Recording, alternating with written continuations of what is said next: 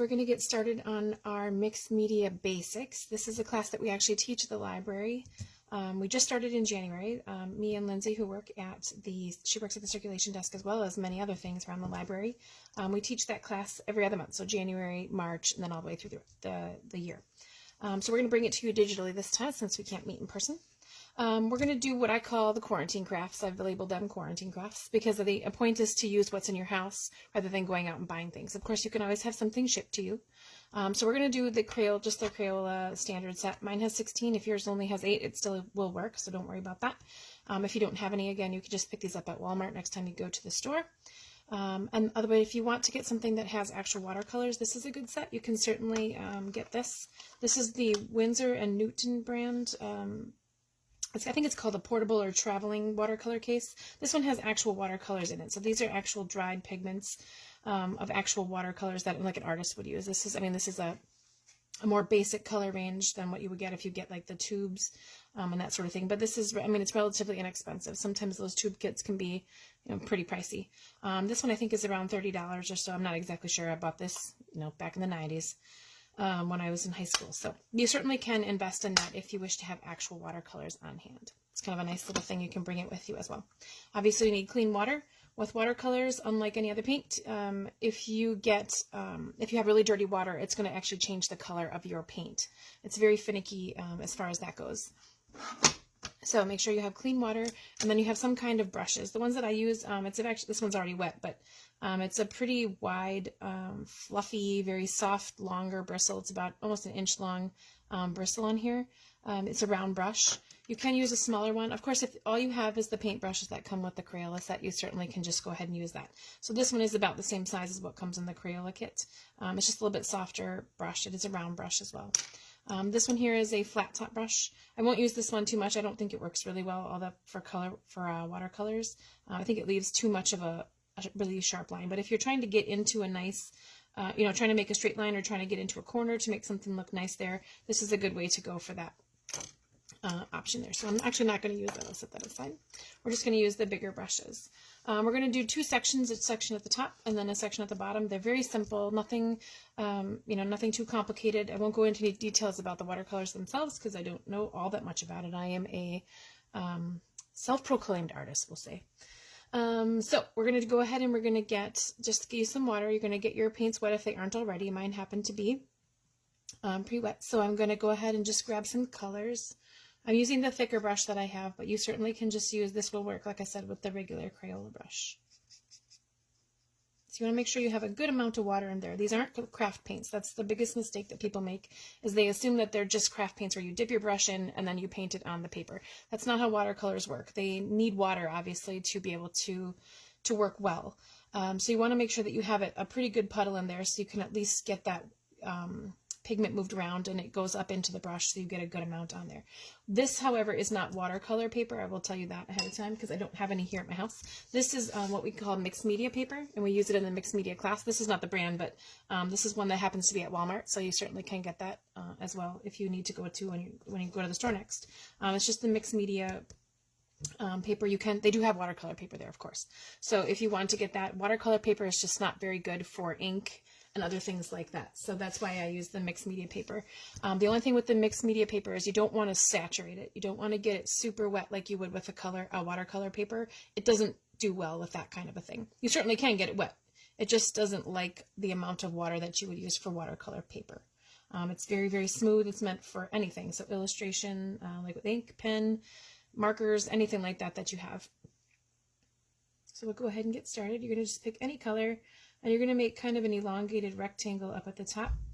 You don't want it to be super straight, super tall or anything like that, just a good sized rectangle up at the top. It doesn't need to be perfectly straight. Mine kind of has a wonky edge. It's got a rounded bottom, same on the top. It's just a very free-formed type of shape. And you're going to go ahead and do a couple more. I'm going to do 5. You can do whatever you'd like. This one's a little dry. They don't all have to be the same size. You can have some that have kind of a wonky top on them, one that's really large, one that's a little bit more round. It doesn't matter to me. So my only complaint when I work with watercolors is these little spots. whenever you pick your brush up, the watercolor will kind of leave a little mark there. So you have to think about that. If you're gonna, let's say you're making a card for somebody and you don't like, you know, that if you leave it like that, it will dry like that. This kind of, I don't know if you can see it with the reflection on there, but it's kind of this darker edge right here. It'll dry like that. So if you don't like that, or if that bothers you, you want to think about, oops, just maybe a little wider. That's okay. You want to think about where that's going to end up and maybe put that at the bottom or tuck it into a corner. Something like that. So I'm going to try and get mine to kind of end at the bottom so that it's all the weight is at the bottom. If it doesn't bother you, you can just let it dry however you want.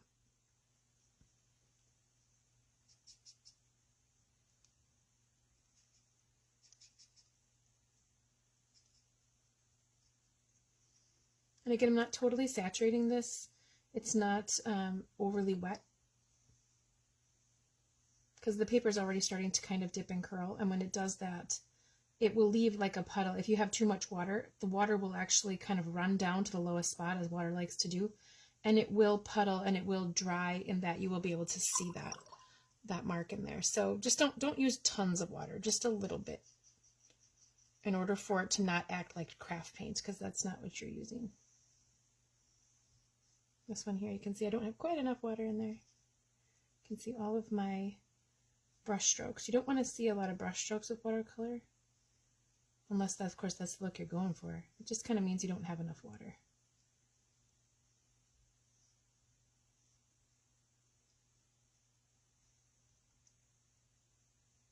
And if you have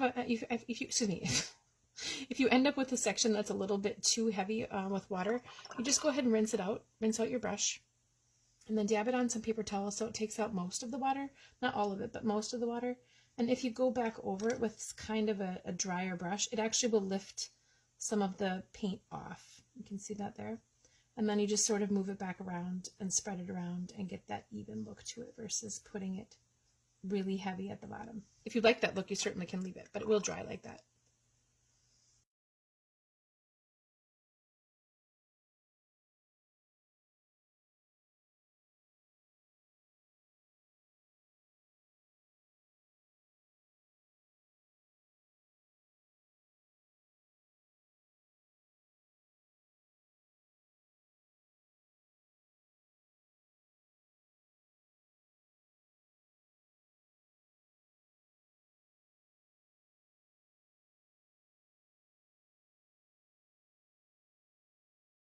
I'm going to let this one dry with this heavy part at the top, and I'll show you what that looks like when it actually dries. Alright, so that's the top section. If you did more or less, that's fine, doesn't matter. And then we're going to go ahead and do the bottom section. So this is going to be odd shaped squares or rectangles, but they're not going to be long ones like this. You're going to want to kind of think of like a little box, maybe a little, I don't know, like a taller rectangle, whatever it is that you want at the bottom here.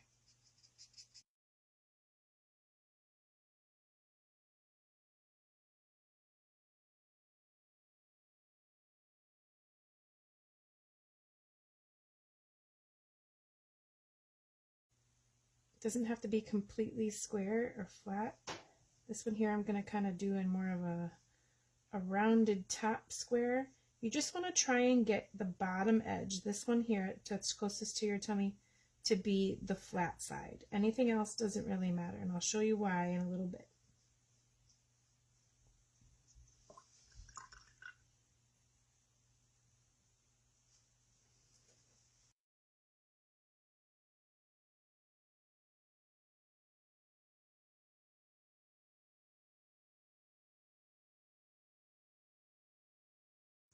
So this is what I mean. I don't have enough water in this section. See how that made a very thin, almost perfect line?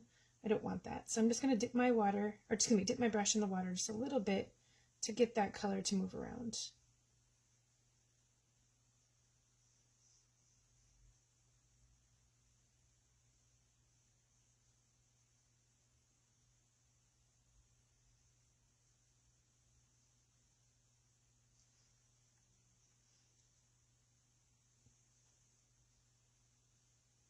So I thought I had a little bit too much water on it. So see, I dried my brush off just a little bit. And as I go back over, it's going to take some of that water and pigment off the paper and put it back into the brush so I can control it a little bit more.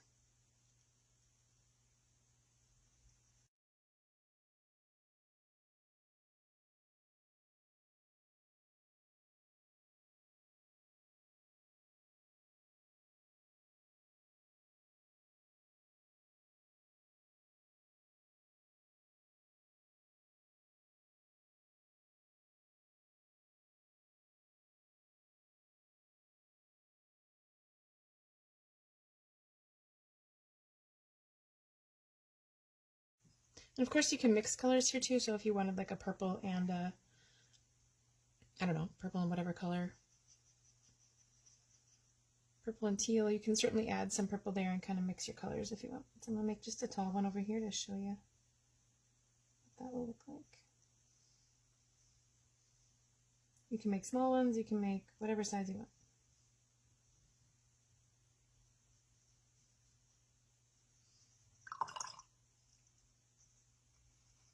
Let's see if I can mix the colors here.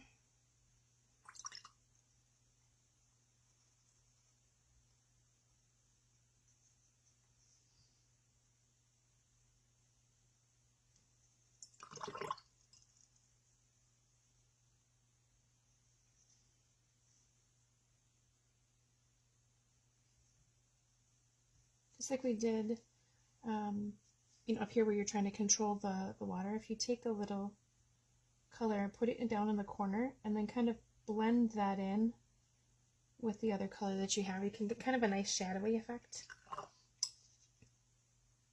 Alright, so there are two ways to let this dry. First of all, you can let nature do its thing and all the water evaporate, and you can wait and go take care of your kids or whatever else we're doing.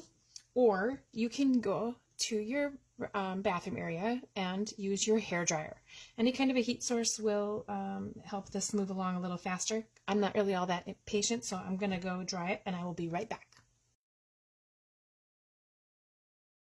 So here's what I was talking about with the areas that kind of get low as you paint. If you're not using actual watercolor paper does bend and ripple a little bit too, but this here is what happens. All of the ink kind of, or excuse me, the pigment ran to the center and it dried in that kind of section because I didn't do anything about that. I didn't pull it to the edge, or excuse me, the bottom like I did with this one. So it kind of left these marks. And this one I actually tested it to see if it was dry, and some of the pigment came off of my finger. So you also don't want to touch it.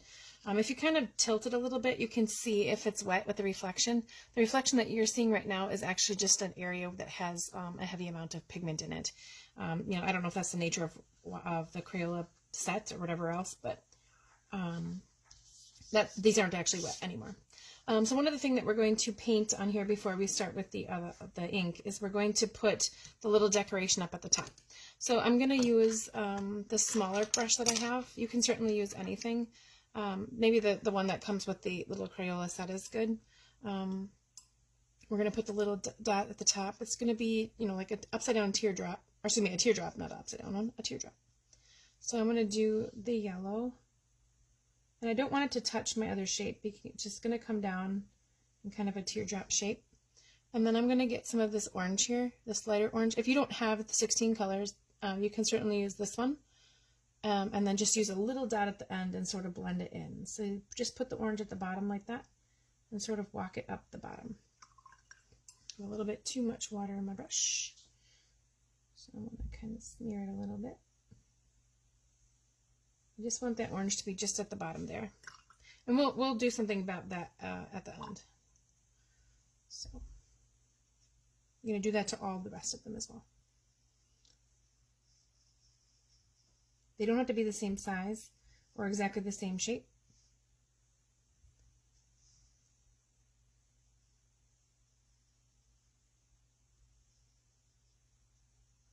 Some can be a little darker than others.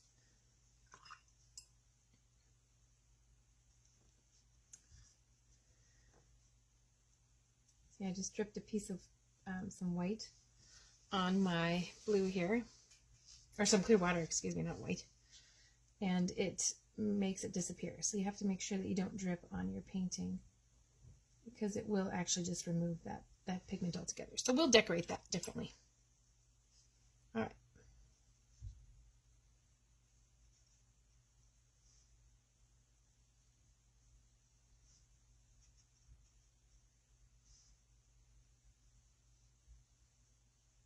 If you're going to do more than one at a time, I don't recommend that you do more than maybe 2 or 3 sections, you know, where you paint this yellow at the top, because it will dry. It does dry really quickly, and then you're not going to be able to blend anything in there.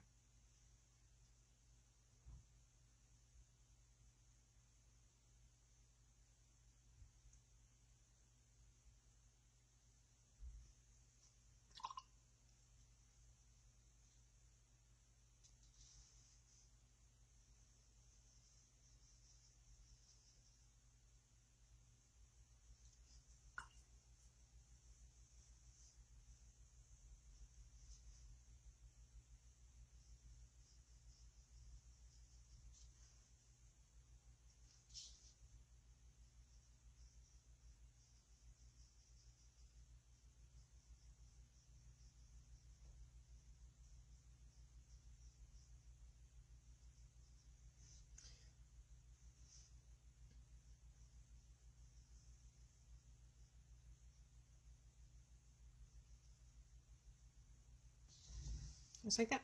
So I'm just going to let that dry while we work on the bottom section then, and hopefully they'll be dry when we get to the top. If not, I'm going to go back to the hairdryer. All right, so we don't need the paints right now. We're going to work on this bottom section.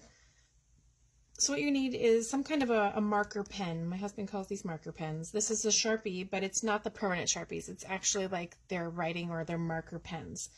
You can use one of those skinny Sharpies if you want. Depending on what kind of paper you have, though, the Sharpie might actually bleed. So I would test it on a separate section to see if it does actually do that, because you don't want to have it bleed. You can use any type of marker pen that you have. If you only have regular pens, you certainly can do that with use that as well. It just isn't going to give you a very crisp line. So you want to have something that's going to be kind of marker style that doesn't bleed. So we're going to actually turn these into something now. The bottom section is, or excuse me, the bottom line of each of these is pretty straight. So the reason that I did that is because we're going to turn these all into little cakes. And this is where your doodling skills will come into play. And if you don't have any, don't worry, because this is, you know, just practice. It's just for fun. You can do whatever you want. So I'm going to make little cake stands under each of these. You can make them any size, any shape. If you have one in your house that you don't know what they look like, you have one in your house, you certainly can, you know, pull that out as kind of like a still life reference.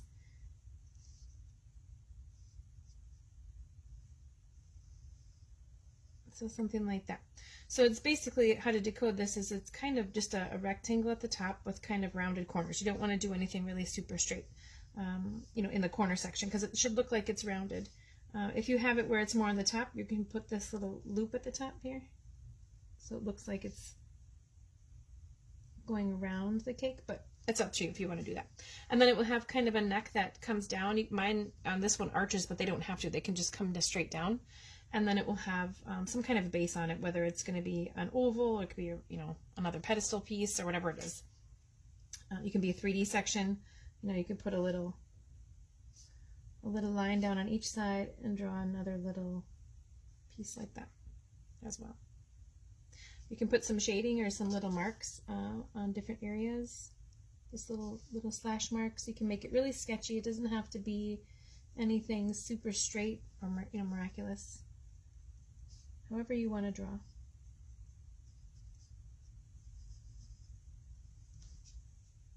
Okay, so after you have your base on, doesn't matter what that looks like. If it's just a series of rectangles, that's totally fine.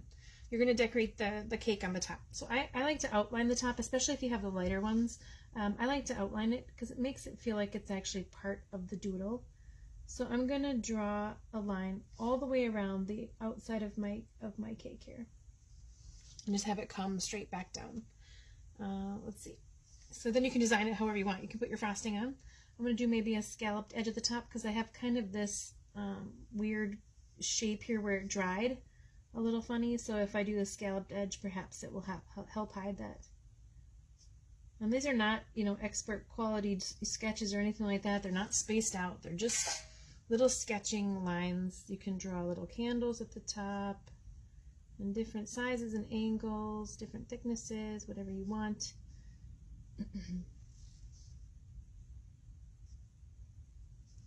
Something like that.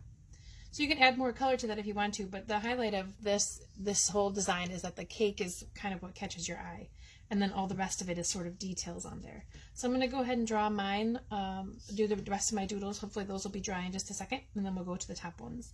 But you can do yours however you'd like, and if this doesn't look like cakes to you, you can make them into anything you want. Doesn't matter to me.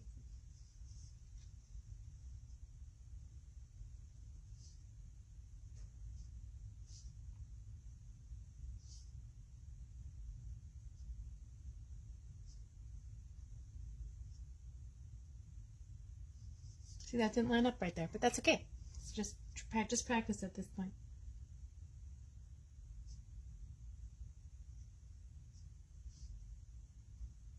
I'm going to make mine all come kind of down to the same section, but yours don't have to. You can literally make them whatever you want.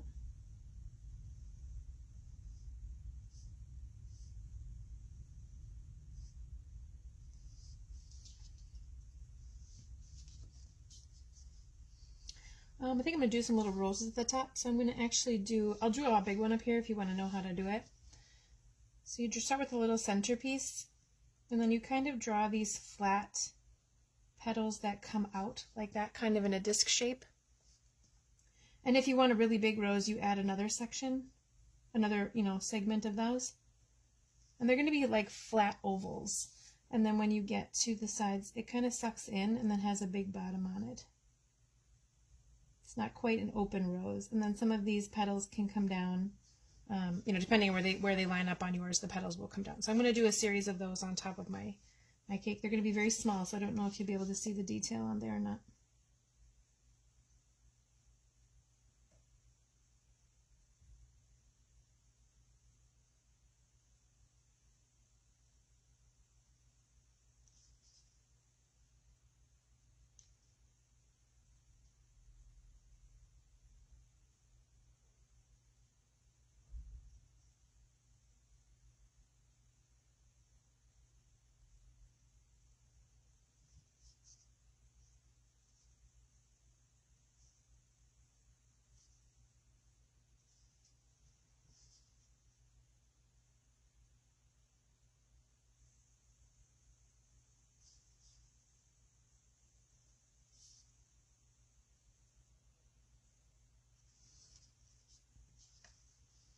And when you do the outline of your cake, you don't have to follow it exactly. Like here I followed it exactly, but you don't have to. You can just kind of skip that and go straight through. It's okay if you have a little white section. It doesn't really matter. It's meant to be just a free form, fun little design that you're drawing.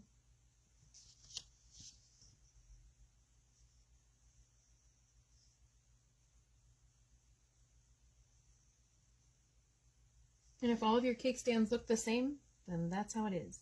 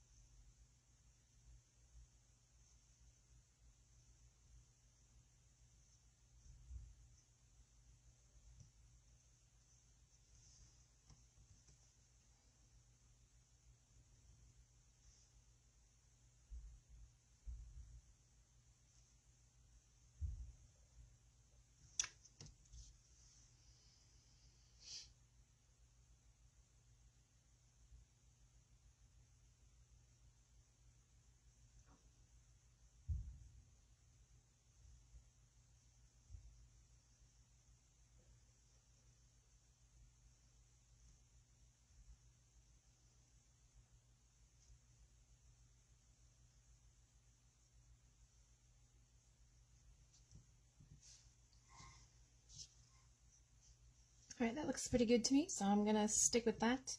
Again, you can put in any designs that you want on there.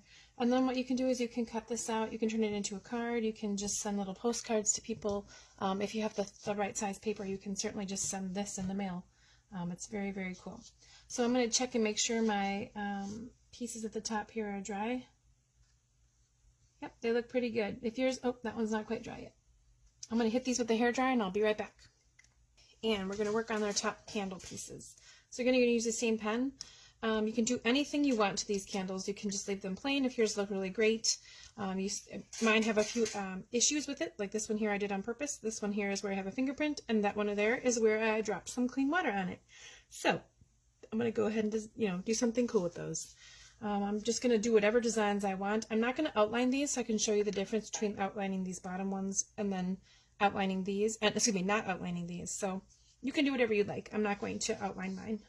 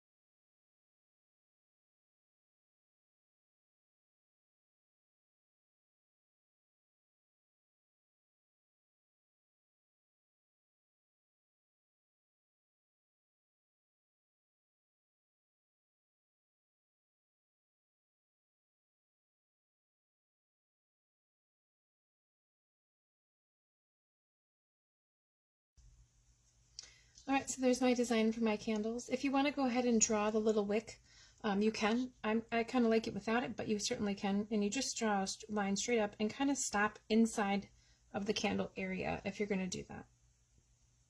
You want to go up a little bit into the candle.